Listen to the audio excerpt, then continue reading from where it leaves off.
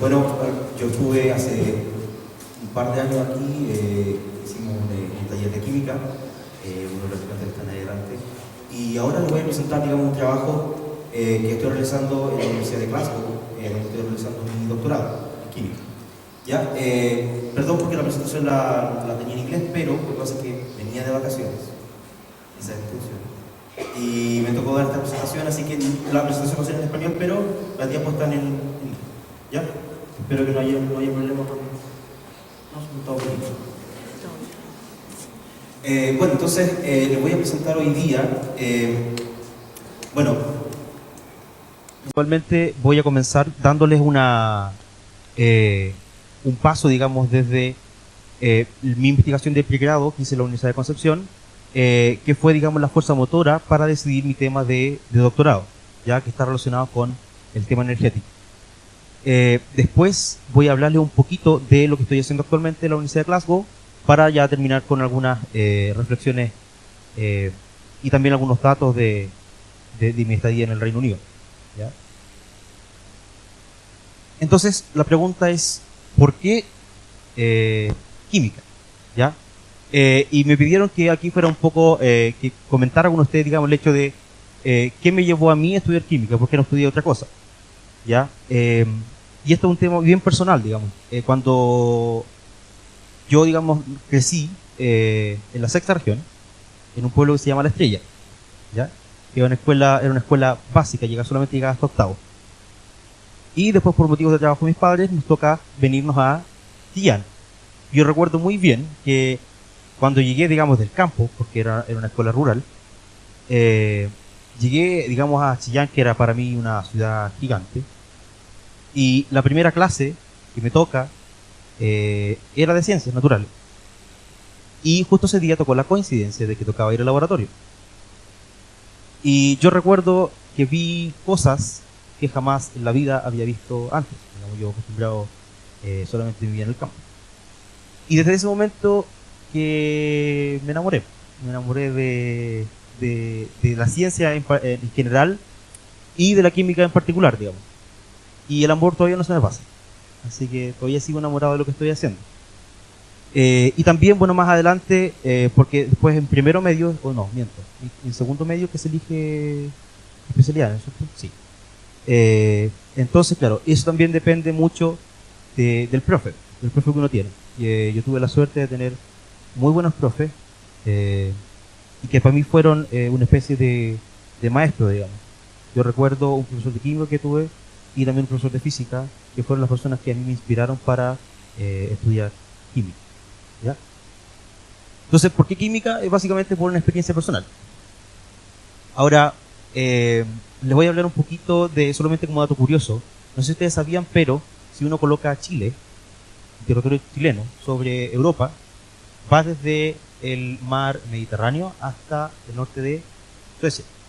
Entonces, uno dice, porque por ejemplo cuando estaba allá, me dicen, no, porque cuando uno va a Santiago, por ejemplo, son 4 o 5 horas de viaje, más o menos. Y aquí ellos no entienden, digamos, por qué es por esto, digamos, porque es un país muy largo. Bueno, ¿en qué hice mi tesis de pregrado? Como ustedes aún no saben, yo hice mi tesis de pregrado, estudié licenciatura en química en la Universidad de Concepción, y la mayoría del tiempo la pasé aquí en la Facultad de Química, y también hice parte de mi tesis en España, en el Instituto de Catálisis y Petroquímica de Madrid. Y estos son las personas, digamos, con las que trabajé. Tuve la suerte de trabajar con ellos. El profesor Patricio Reyes y el profesor José Luis García Fierro. Digamos que los dos son científicos, digamos, excepcionales. El primero tiene, si mal no recuerdo, sobre 200 publicaciones, y el segundo tiene sobre 1000. O sea, los dos son científicos excepcionales y además son personas muy modestas y cercanas, cosa que en el mundo científico de repente es difícil de encontrar, porque de repente uno se encuentra con este tipo de semidioses en la academia, pero ellos, digamos, todo lo contrario, son personas muy inteligentes, brillantes en su campo, y además tienen la cualidad de ser personas muy modestas. Entonces estuve muy contento de poder realizar esas dos investigaciones. Ahora, ¿en qué realicé mi tesis de pregrado? Yo me especialicé en el área de catálisis, y mi tesis de pregrado se llamaba Producción de hidrógeno mediante etanol, reformado a etanol con vapor de agua, sobre catalizadores de níquel y níquel rodio, soportados en alúmina, dopados con óxido de serio y óxido de lantano. ¿Se entendió? No, no importa. Ahora le voy a explicar qué queríamos hacer con eso. Lo que nosotros queríamos hacer era producir esta molécula que quizás algunos la han escuchado, que es el hidrógeno. ¿Ya? El hidrógeno, como quizás ustedes lo han escuchado, es el combustible del futuro. ¿Por qué? Porque cuando uno quema hidrógeno, solamente produce agua. ¿Ya? Entonces, está proyectado como el combustible del futuro porque es un combustible que es limpio. Y además es una de las moléculas que tiene la mayor densidad energética dentro de todos los combustibles. Por lo tanto, todas las investigaciones apuntan a producir hidrógeno, ¿ya? Por esas cualidades que tiene. Ahora, a la fecha, creo que, si mal no recuerdo, la última vez que lo leí era alrededor del 50% o 40% de el hidrógeno que se produce actualmente proviene de un proceso que se denomina reformado de metano con vapor de agua. Entonces, el metano es un combustible fósil, ¿cierto? Entonces, bueno, la pregunta era, nosotros queremos producir un hidrógeno, que digamos que es el combustible del futuro, pero hasta la fecha se produce con metano, que es un combustible fósil. Entonces, la pregunta que nosotros nos hicimos en la tesis fue, bueno, ¿podemos producir hidrógeno a partir de una fuente que sea renovable y limpia? Y la respuesta está bien cerca, digamos, y muchos de nosotros, pero algunos, conocemos muy bien esta molécula que está aquí, que se llama etanol. Alguna gente se la toma. Entonces, ¿cuál es la gracia del etanol? El etanol tiene la ventaja de que puede ser producido mediante fermentación de biomasa.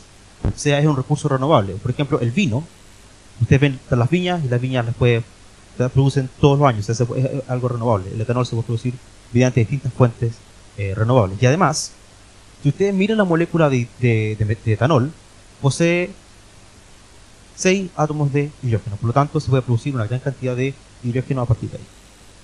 ¿Ya? Y además que el etanol es relativamente barato, ¿ya? Y es fácil de transportar, etcétera, etcétera. Entonces, ¿cuál es la reacción ideal, entre comillas? La reacción ideal es esa, la que está ahí, la que se muestra en esta ecuación. Y si ustedes ven, por cada mol de etanol se puede producir 6 moles de hidrógeno. Ahora, esta ecuación, digamos, es una ecuación que es ideal, ¿ya? Es una ecuación que solamente funciona en escribe, y funciona solamente en el papel. Porque otra cosa es ir al laboratorio y probar esto, ¿ya? O sea, yo les aseguro que si ustedes colocan etanol con agua no va a pasar nada. O sea, por ejemplo, uno no ve en una botella de alcohol, uno no ve que, digamos, de licor, una botella de pisco, por ejemplo, uno no ve, porque ahí hay etanol y agua, ¿cierto? Pero uno no ve que se esté produciendo hidrógeno. Estas reacciones se llevan a cabo con la ayuda de un catalizador, ¿ya? Entonces, ¿cuáles son los problemas que posee esta reacción y que nosotros intentamos, digamos, mejorar? El problema de esta reacción es que, como se produce a temperatura sobre los 500 Kelvin, produce, bueno, perdón por el debería ser una flecha de equilibrio. Lo que pasa es que esta reacción a alta temperatura se favorece lo que se llama de reacción de desplazamiento de vapor de agua inversa, es decir, se genera monóxido de carbono. Y el monóxido de carbono, si uno lo quiere, por ejemplo, utilizar este hidrógeno en celda de combustible, el monóxido de carbono tiene problemas de que puede envenenar la celda, ¿ya? Entonces, ¿qué es lo que hay que hacer después? Habría que purificar esto. Entonces, no es bueno tener monóxido de carbono. Y además, el monóxido de carbono es conocido, digamos que a esta temperatura y bajo estas condiciones se produce la reacción que se denomina la reacción de Boudoir, y que, como ven aquí ustedes en la ecuación, produce depósitos de carbono. Y los depósitos de carbono tienen la desventaja que cuando uno tiene un catalizador, lo desactivan, digamos. Es decir, el catalizador se muere, deja de funcionar. Por lo tanto, es un tema que es súper importante. Y además, como les dije, esta es la reacción ideal, pero hay muchas, digamos, productos secundarios. Por ejemplo, ¿cómo se llama esta molécula? Es más conocida como acetona, ¿ya? Pero acetaldehído, metano, acetileno, etcétera, etileno, etcétera, ¿ya? Y también el etileno que está ahí, produce una reacción de oligomerización y genera también depósitos carbonosos. Entonces, todos esos problemas, el hecho de que esta reacción produzca monóxido de carbono, que después puede dar la reacción de Boudoir, todos los productos secundarios que de esta reacción, que no los queremos, digamos, y además la formación de depósitos carbonosos desactivan el catalizador. Entonces, eso es lo que nosotros no queremos. ¿Qué es lo que hacemos? ¿Qué es lo que se ha reportado en la literatura para mejorar esto? En la literatura se ha reportado que se pueden, por ejemplo, ocupar óxidos que tienen naturaleza básica y generalmente son metales alcalinos o óxidos de tierras raras, ¿sí? Que la tabla periódica serían los elementos que están abajo, ¿cierto? Uno de ellos es el óxido de lantano, ¿ya? Y el óxido de lantano tiene la ventaja y es conocido porque forma este tipo de compuestos que se denominan oxicarbonatos de lantano y ellos son los responsables de remover los depósitos de carbono, como ven en la ecuación que está ahí, ¿ya? O es decir, esto, o sea, reacciona con CO2, forma el oxicarbonato toma el carbono que hay depositado en el catalizador y, digamos, lo oxigena, entre comillas. ¿Ya? Y la otra, el otro óxido que es muy interesante es el óxido de cerio, porque por su habilidad de almacenar, liberar y transportar oxígeno. ¿Y por qué nosotros queremos oxígeno en nuestra reacción? Porque ese oxígeno que proviene de la red cristalina, el óxido de cerio, sirve para también oxidar los depósitos carbonosos, como se presenta en la ecuación, y además no solamente sirve para oxidar el carbono que está depositado, sino que además para oxidar el monóxido de carbono, que recuerden que era un veneno para el carbono. Por lo tanto, nosotros probamos distintas combinaciones.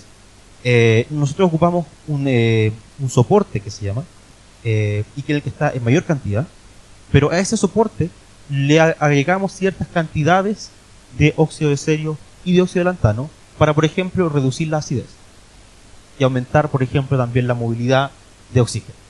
¿Ok? Entonces, ¿qué es lo que nosotros encontramos? Y que lo publicamos también. ¿Qué es lo que encontramos? Encontramos que cuando nosotros tomamos el catalizador de níquel sobre alúmina y le colocamos un 15% de óxido de lantano y un 10% de óxido de cerio, fíjense que la cantidad de carbono que se depositaba se redujo en un 72%. ¿Ya? Y además, ese fue nuestro mejor catalizador, digamos. Y también hicimos una prueba de estabilidad y el catalizador fue estable 2 días. Digamos, 2 días, después de 2 días el catalizador se murió, pero funcionó 2 días. Y eso fue un gran avance en este tipo de reacciones y por eso es que, digamos, lo publicamos. ¿Ya? Bueno, como les he mostrado aquí, mi investigación de pregrado está relacionada con la producción de hidrógeno, que está proyectada como el combustible del futuro. Entonces, si uno quiere, digamos, lo que se denomina la economía basada en hidrógeno, una economía energética basada en hidrógeno, no solamente es importante producir hidrógeno, sino que además es importante almacenarlo de forma segura. ¿Por qué? Porque hoy día, a la fecha, hay automóviles que funcionan con hidrógeno. Hay buses, por ejemplo, de transporte público que funcionan con hidrógeno. El problema es que este hidrógeno lo almacenan en tanques. ¿Y qué es lo que pasa? ¿Qué pasa si un auto choca?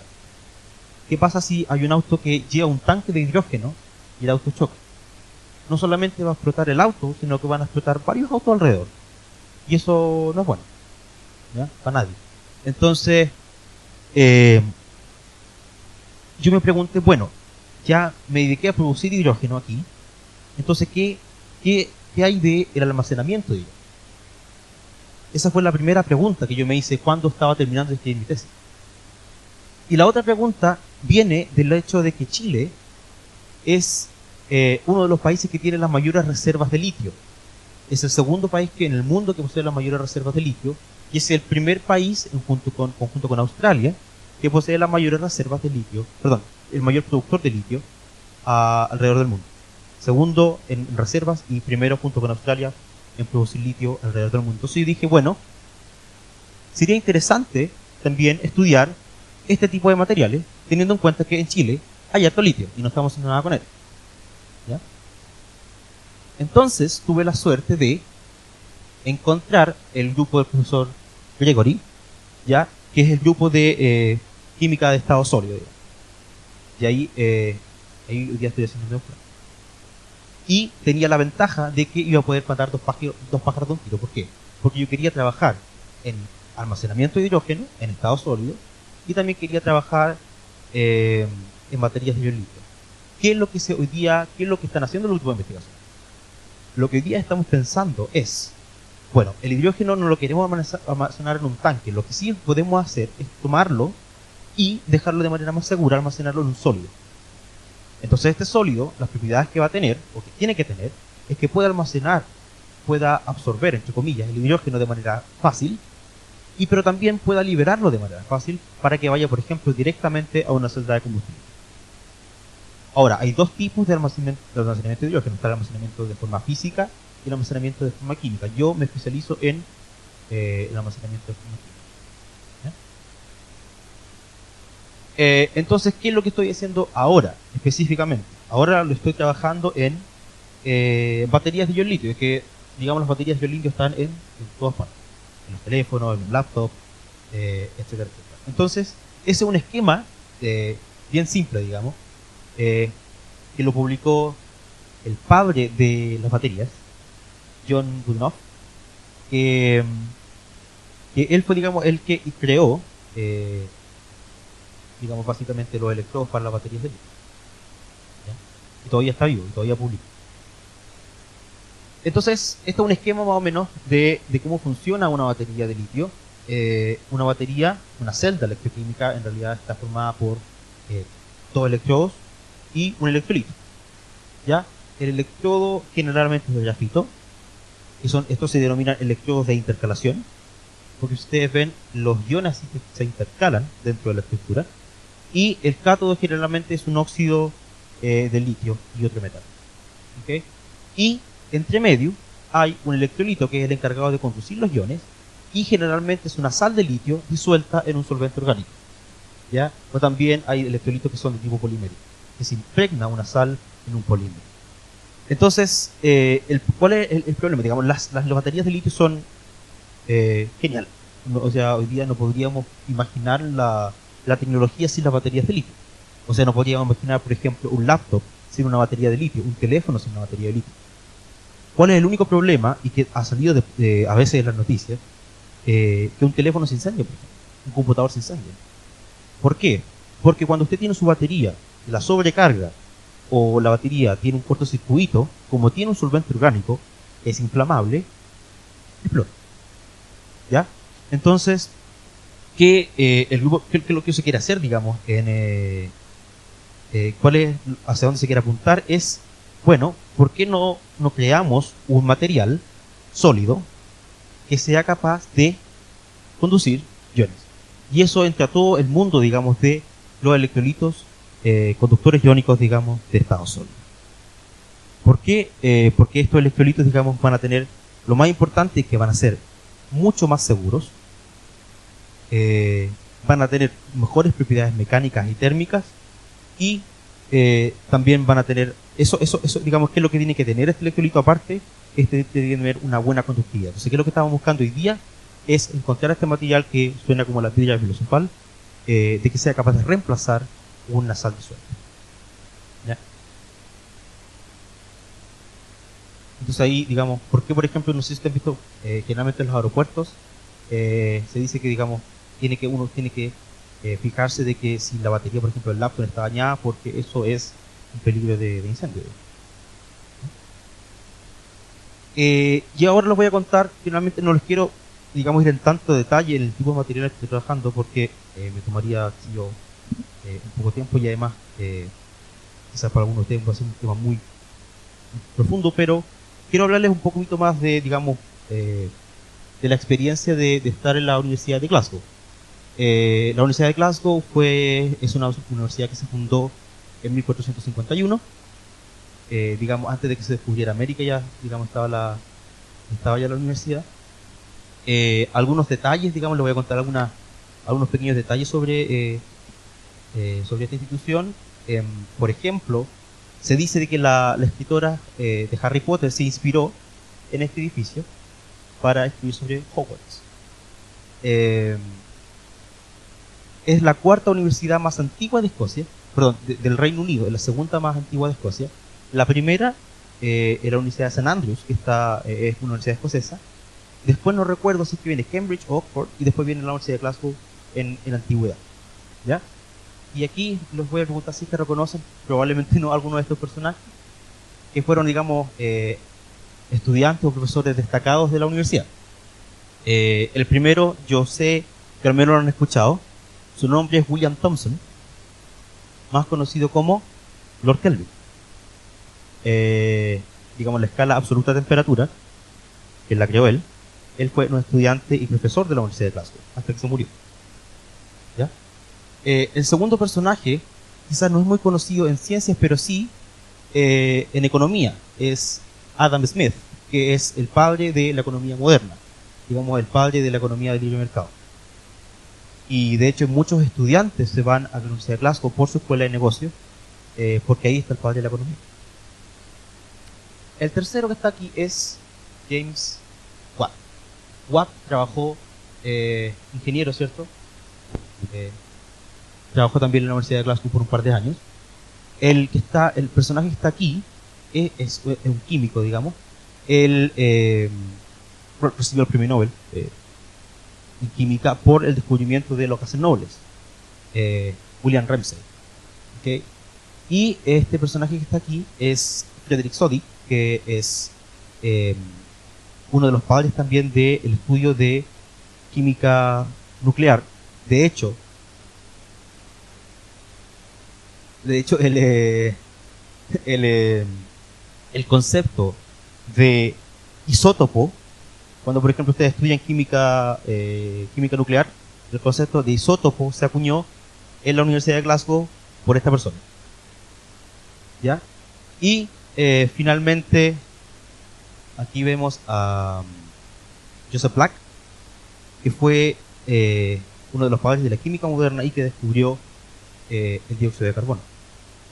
La Universidad de Glasgow tiene 7 premios Nobel y 2 premios Nobel en química, por lo tanto es una universidad de bastante prestigio, de muchos años y de mucha tradición. Ahora, para terminar esta presentación, bueno, quería, digamos, comentarles que, por ejemplo, hay gente que está en cuarto medio, ¿no? O que está en... esa es la mejor foto de Millions. Que está en tercero o cuarto medio y que quieren saber, o que no saben todavía qué estudiar. ¿Y cuál es mi experiencia? Digamos que sea lo que van a estudiar, hay que hacerlo con pasión. A mí, lo que me mueve, lo que me hace levantar todos los días para ir al laboratorio, es la pasión que tengo por esto. Y cada uno tiene distintas pasiones. Y la idea es seguir esas pasiones, porque cuando uno tiene malos días, digamos, y no se quiere levantar, lo único que nos va a mover al final del día es esto. Y eso, digamos, quería contarle un poco de la experiencia que yo he tenido. Yo, digamos, me crié en el campo, nací en el campo, ahora estoy en Glasgow, y eso ha sido fruto de las experiencias personales que he tenido. Y eso, y el mensaje que les dejaba de Ken Stride, nunca dejen de intentar hacer cosas. Yo recuerdo que cuando estuve en la Universidad de Concepción y quería hacer mi beca en España, hubo un profesor que me dijo, pero ¿para qué te vaya a ir? ¿Para qué te vaya a ir a España si lo voy a hacer? No. Que nadie les quite el derecho que tienen de hacer lo que ustedes quieren. Yo creo que eso es la lección más importante que he aprendido. Que nadie les diga que no pueden hacer algo. Eso es súper importante y que pocas veces se dice. Hagan lo que a ustedes les guste, lo que ustedes más amen. Porque el día de mañana van a trabajar en eso. Y quiero citar finalmente, para terminar, a un filósofo chino, a Confucio. Y Confucio dice, elige el trabajo que amas y no vas a tener que trabajar ningún día. Muchas gracias.